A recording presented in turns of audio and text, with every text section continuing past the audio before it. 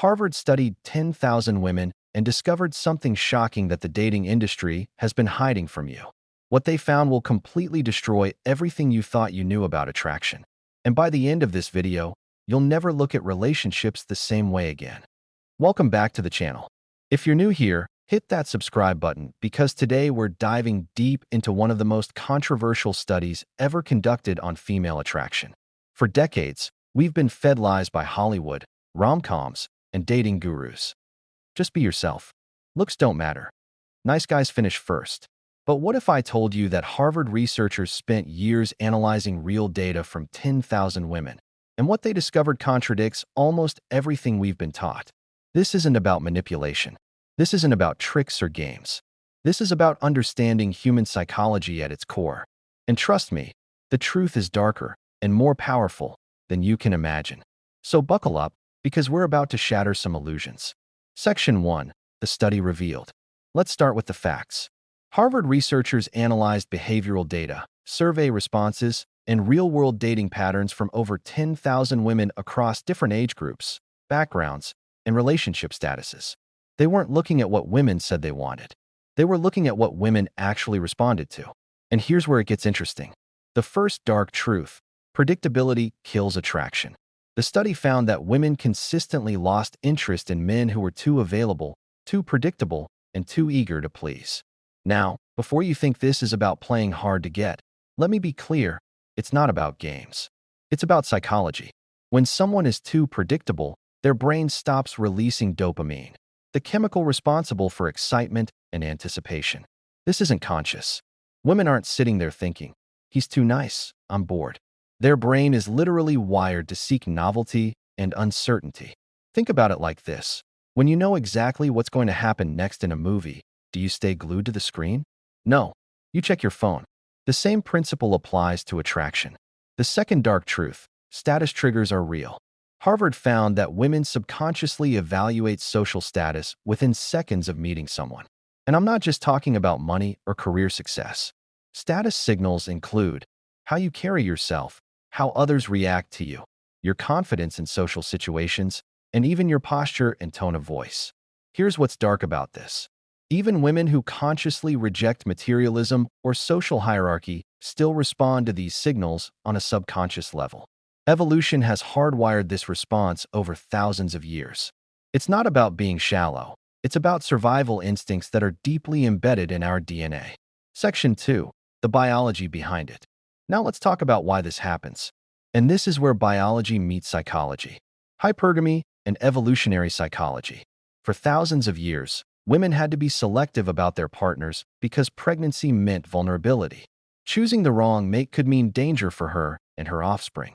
So evolution favored women who were attracted to men who displayed resources and resourcefulness, social intelligence and leadership, physical health and genetic fitness, emotional stability and strength. These aren't conscious choices. These are subconscious filters that every woman carries, whether she realizes it or not. The Harvard study confirmed this by tracking actual relationship outcomes. Women who claimed they didn't care about status, confidence, or ambition still ended up in relationships with men who displayed these traits. The chemical cocktail of attraction.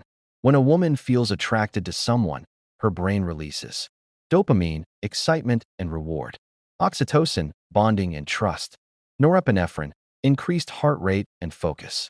But here's the catch. These chemicals are triggered by specific behaviors. Not by being nice, not by being available, but by being challenging, unpredictable, and high value. And this is where most men get it wrong. They think attraction is about doing more, giving more, proving more. But the study showed the opposite.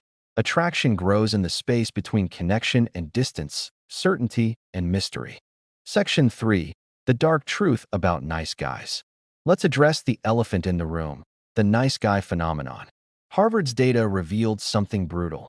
Women consistently friend-zoned men who displayed too much niceness too early. But why? Niceness without boundaries signals low value. When a man is overly accommodating, constantly available, and always agreeable, it sends a subconscious message: I don't have options. You're my best bet. Please don't leave. This might sound harsh, but from an evolutionary standpoint, a man with options wouldn't act this desperate. So the woman's subconscious reads this behavior as low status, even if the man is objectively successful, attractive, or kind. The difference between kindness and weakness. Here's the nuance most people miss. Women are attracted to kind men, but not weak men. Kindness from a position of strength is attractive. Kindness from a position of desperation is repulsive. Think of it this way. A king who shows mercy is admired. A beggar who shows mercy is ignored. Same action, different context, completely different reaction. The Harvard study tracked this pattern across thousands of interactions. Men who set boundaries, said no when necessary, and maintained their own goals were significantly more successful in long-term relationships than men who sacrificed everything for their partner. Section 4. The Power of Preselection. One of the most controversial findings from the Harvard study was the power of preselection. What is preselection? Preselection is the phenomenon where women are more attracted to men who are already desired by other women. The study found that when women saw a man interacting positively with other attractive women, their interest in that man increased by up to 90%. Why? Because subconsciously, they trust the judgment of other women. If other high-value women are interested in him, he must have something valuable. This is why men in relationships often notice more female attention than when they were single. It's not a coincidence. It's preselection at work. Social proof is everything. Your social circle, the way people respond to you, and your reputation all act as social proof. The Harvard researchers found that men with strong social networks and positive reputations had significantly higher success rates in dating, regardless of physical appearance. Section 5. What this means for you. So what do you do with this information? How do you apply these dark truths without becoming manipulative or toxic? 1. Build genuine high value. Don't fake status. Build real value. Work on your career and financial independence, your physical health and fitness, your social skills and emotional intelligence, your hobbies and passions outside of relationships. When you become genuinely valuable, you don't need to convince anyone. It becomes obvious. 2. Maintain mystery and independence. This doesn't mean playing games. It means having a life outside of your relationship, having goals, hobbies, and friendships that don't revolve around her. Women want to be part of your life, not your entire life. 3. Set boundaries early. Respect yourself enough to say no. Don't be available 24/7. Don't agree to everything. Don't sacrifice your values to make her happy.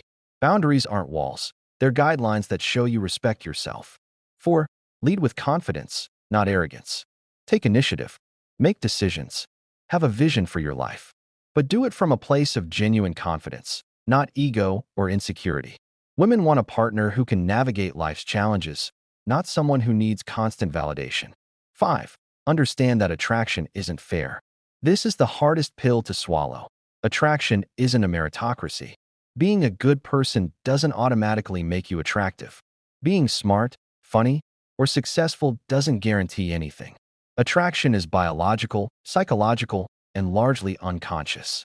Once you accept this, you can stop taking rejection personally and start focusing on what actually works. Section 6. The controversial implications. Now let's talk about the elephant in the room. Is this information dangerous? Some people argue that understanding female attraction leads to manipulation, that men will use this knowledge to exploit women. But here's my take. Knowledge is neutral. A knife can be used to cook a meal or commit a crime. The tool isn't the problem. The intention is. Understanding how attraction works doesn't make you a manipulator. It makes you informed. And with that information, you have a choice. You can use it to build genuine, healthy relationships based on mutual attraction and respect. Or you can use it to manipulate and deceive. The Harvard study doesn't encourage manipulation. It encourages understanding. And understanding leads to better relationships, not worse ones. Because when you stop pretending and start being authentic, when you stop chasing validation and start building value, when you stop trying to convince and start being confident, that's when real attraction happens. So here's what we learned today. Harvard studied 10,000 women and found that attraction isn't about being nice, being available, or trying harder. It's about being valuable, being confident, and being authentic. The dark truth is that evolution has wired women to respond to certain signals: status, confidence, independence, and strength. Not because women are shallow, but because these traits indicated survival and genetic fitness for thousands of years. But here's the good news. You can develop all of these traits. You can become the kind of man who naturally attracts high-quality women without manipulation or games. It starts with understanding the psychology, accepting the biology, and building genuine value in your own life. If this video opened your eyes, hit that like button and subscribe for more uncomfortable truths about dating, relationships, and human psychology. Drop a comment below and let me know. Did this change how you see attraction? Are you ready to stop playing by the wrong rules and start understanding what actually works? Thanks for watching, and I'll see you in the next one.